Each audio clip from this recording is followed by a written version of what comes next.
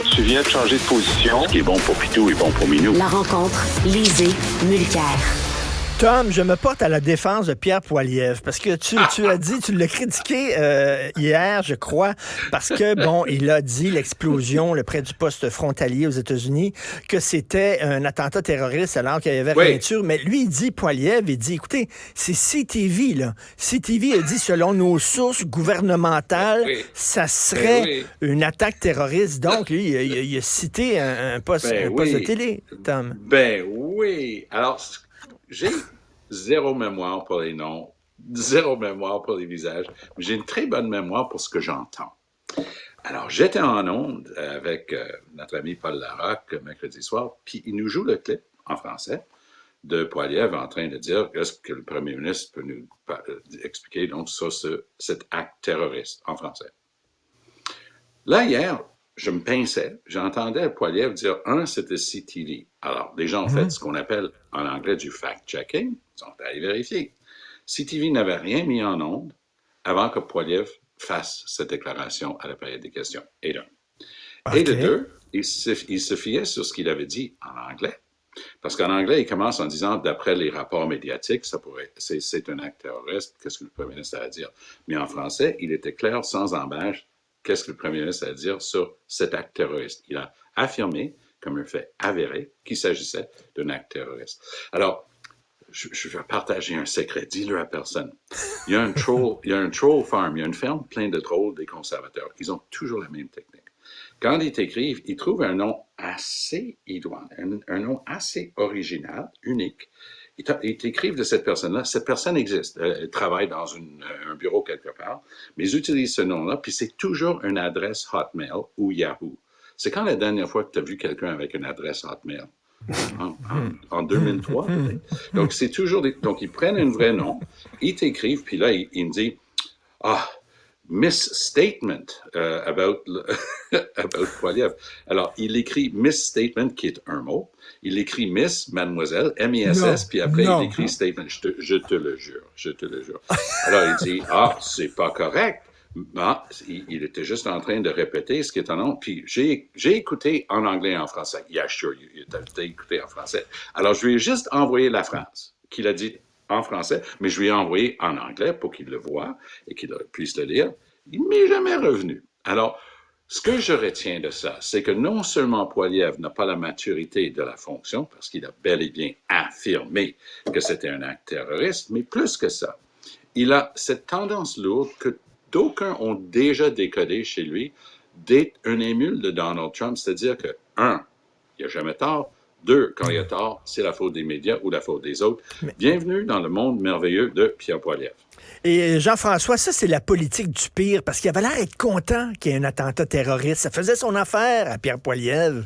Il était déçu qu'il n'y en avait pas, que c'était rien qu'un accident, finalement. Écoute, c'est possible, parce que c'est sûr que ça met un peu de sel dans l'actualité. Puis la deuxième étape, ensuite, c'est de dire, on sait bien, sous Justin Trudeau, le financement de la sécurité n'a pas été fait correctement. C'est comme pour la Chine, etc. Oui. Donc, il est possible de construire un argument politique. Alors, moi aussi, j'ai eu Madame Statement ne m'a pas écrit, mais il y a beaucoup d'amis de Poilievre qui m'ont écrit parce que hier, donc on a discuté de ça et on essayait de trouver le tweet parce que dans son point de presse, Pierre Poilievre a dit moi j'ai lu un tweet de la CTV qui disait que les sources canadiennes affirmaient que c'était peut-être des terroristes. Alors, le seul qu'on avait trouvé au moment de commenter, c'était un tweet postérieur d'une quinzaine de minutes à la déclaration.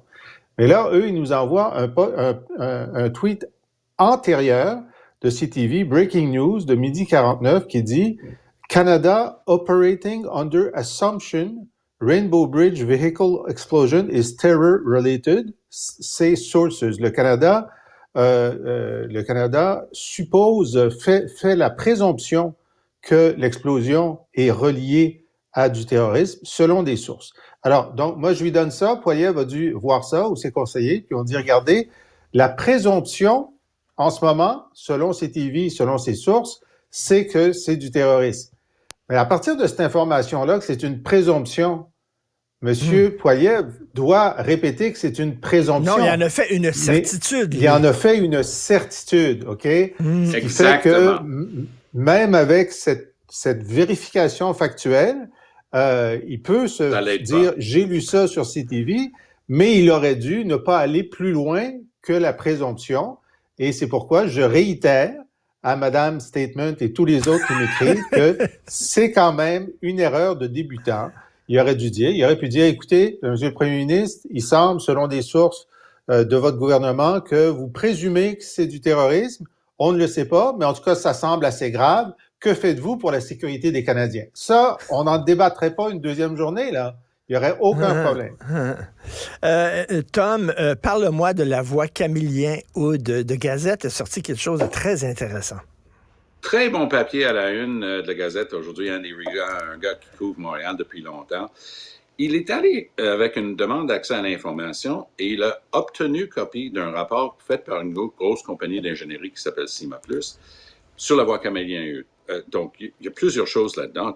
Il y en a un que j'ai jamais entendu ça. Les propriétaires du cimetière du Mont-Royal, il y en a deux, Notre-Dame-des-Neiges d'un bord et Mont-Royal de l'autre, les propriétaires ont une entente depuis, tiens-toi bien, une centaine d'années. C'est écrit, c'est notarié. Puis même quand ils ont refait ça aux années 60, c'était reconfirmé. Ils ont une voie réservée et ils ne pourront jamais être empêchés ou chargés de l'argent pour accéder à la montagne de l'Est par la voie Camillien-Hood. Voilà. Alors ça, c'était une nouvelle pour moi. Par ailleurs, dans l'étude, on dit, attention là, vous allez refouler 50 000 voitures par semaine dans les voies alentours. Donc, si vous êtes du côté de la montagne à Outremont, ou si vous êtes de l'autre côté, NDG, Snowden un peu, mais surtout Westmount et tout ça, vers McGill, il va y avoir autrement beaucoup plus de trafic que ce qu'il y aurait eu s'ils avaient gardé la voie Camillien-Hood. Alors, ajoutons à ça que les familles qui habitent dans l'Est vont se faire pénaliser. Ils seraient obligés de faire tout le tour de la montagne. Et c'est long, le tour de la montagne. Mais oui. D'aller là, de l'avenue du Parc et de Laurier, mettons, pour aller faire tout le tour, soit par le bas d'Outremont, par ce côté-là, soit par Remembrance Road de l'autre côté. C'est très, très long. Alors, l'argumentaire de Plante ne tient pas la route, ne tient pas la voie, mais on oublie à la base, c'est que c'était notre fameux bureau de consultation publique. C'était la plus importante consultation publique de l'histoire de Montréal. 12 000 personnes ont dit, garde ça ouverte, s'il vous plaît, on veut avoir un accès à la montagne avec nos familles, avec nos boîtes de pique-nique et tout ça. Madame Plante a jeté ça à la poubelle. Elle est la mairesse de certains Montréalais. Les Montréalais qui, comme elle, aiment bien monter la montagne parce qu'ils sont en forme olympique, en vélo, ils veulent pas de char en ville. Et j'ajoute, ça vaut la peine, hier, la Chambre de commerce a sorti une étude sur le cœur du centre de Montréal, c'est-à-dire Boulevard Saint-Laurent, Avenue Guy, Sherbrooke, Notre-Dame, le cœur. Au cours de la dernière année, 93% de ces rues ont été bloquées par de la construction et des cônes oranges. Alors, c'est de l'ineptie totale. C'est de l'incompétence crasse à cet hôtel de ville-là.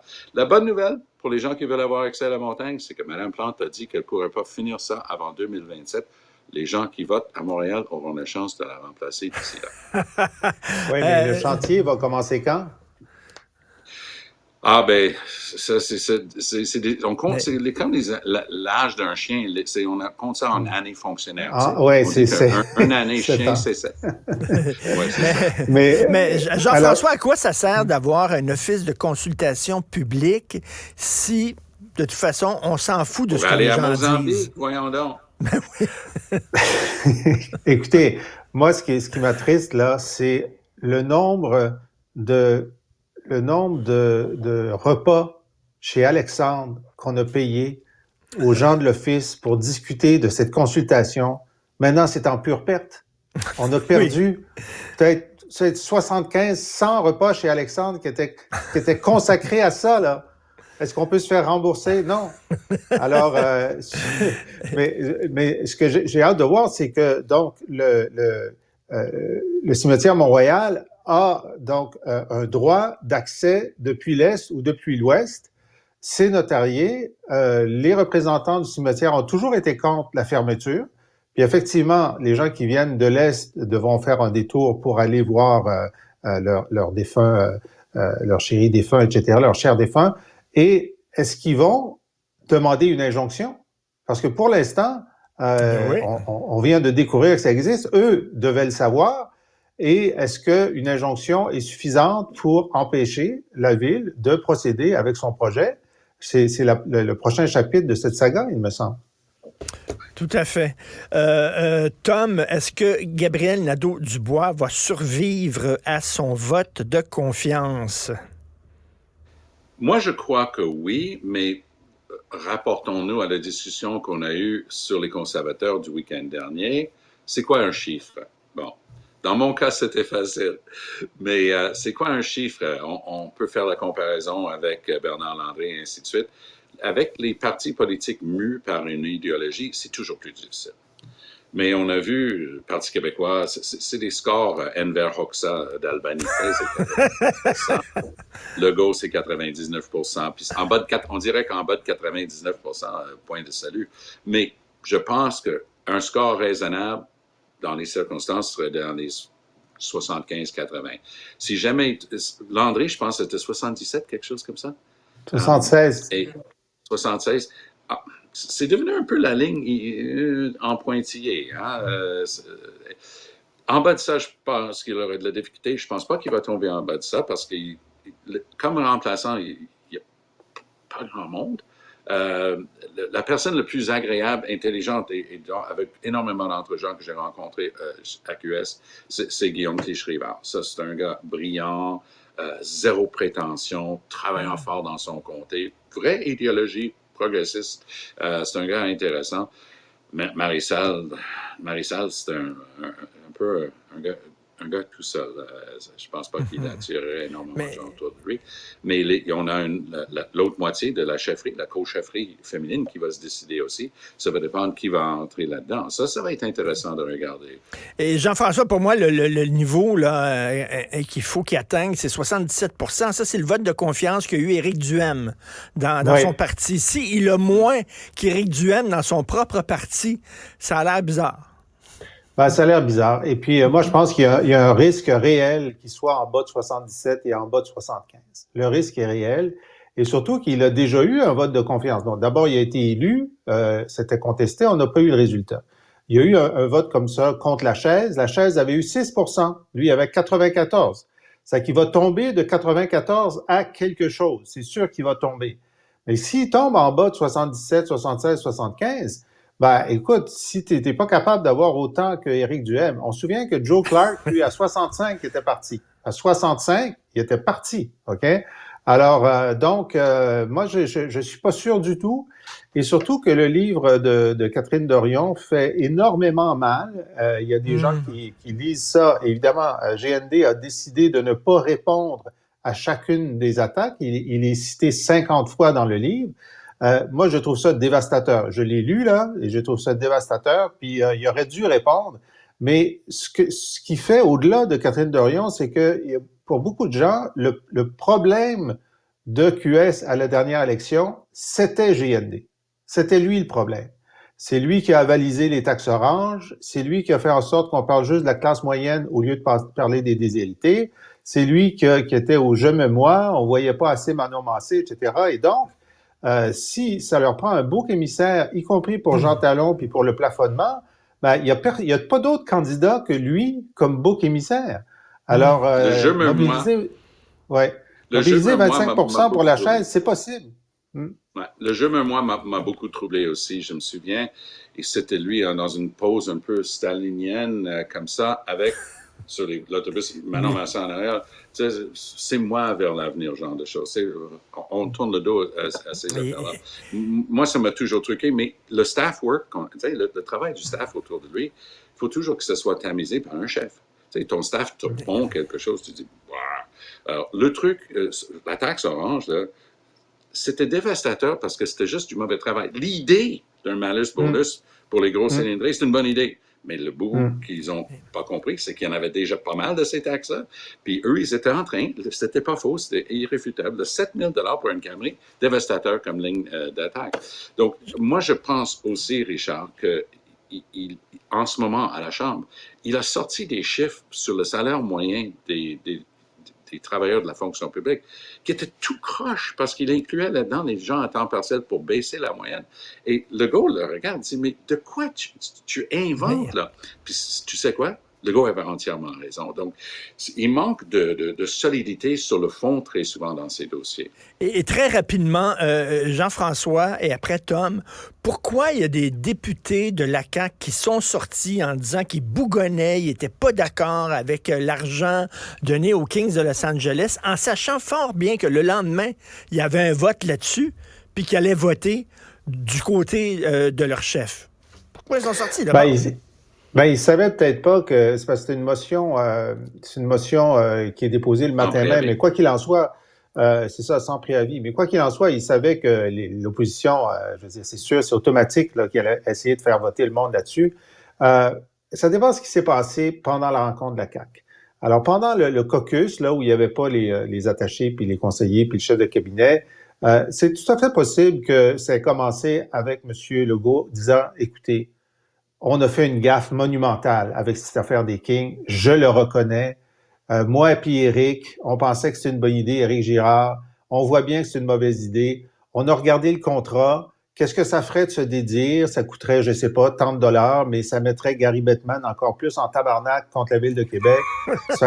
On est obligé d'avaler ça. On s'excuse. Moi, j'ai déjà fait ça dans un caucus. J'avais fait une de mes nombreuses gaffes. Puis j'étais rentré en disant, j'ai tort, j'ai eu tort, je m'en veux. Et puis là, évidemment, ça fait baisser la pression. C'est que là, quand tout le monde est d'accord que c'est une gaffe, y compris le chef, ben, tu dis, qu'est-ce qu'on fait maintenant? Ben, il faut avaler la couleuvre puis changer de sujet la semaine prochaine. Alors, moi, c'est mon hypothèse. C'est exactement ça. C'était mon analyse aussi. Legault est arrivé là-dedans, pas de staff, lors de cette réunion du caucus. Ça, c'est très rare. Ça veut dire, ça va chauffer. Tout le monde a pu sortir son trop-plein. Mais là, un chef comme Legault, avec beaucoup d'ascendant, quand même, malgré tout, est capable de dire, OK, on sait tous. On se l'est dit, mais c'est ici que ça se dit. Ça, c'est notre deal depuis le départ. C'est ici que ça se dit. Alors, c'est la dernière fois que je vais voir un de mes députés aller devant un micro, devant une caméra, dire le contraire de ce que notre gouvernement vient de décider ou d'annoncer. Et moi, on parle beaucoup des 3 ou 4 qui en ont parlé, mais ça veut dire qu'il y en a 85 qui n'ont pas parlé, même s'ils sentaient que c'était une gaffe. Donc, Legault est en train d'envoyer un shot devant leur navire, d'un air de dire, la prochaine fois j'en ai un comme ça, il va couler. Il ne sera plus membre du caucus. Legault a encore assez d'ascendance pour faire ça. Et c'est pour ça qu'ils ont voté contre, parce qu'ils auraient l'air complètement fous. Ça aurait fait le 3e lien. Tu sais, le lendemain du vote dans Jean Talon. À bien y penser, le 3e lien, c'est une maudite bonne idée.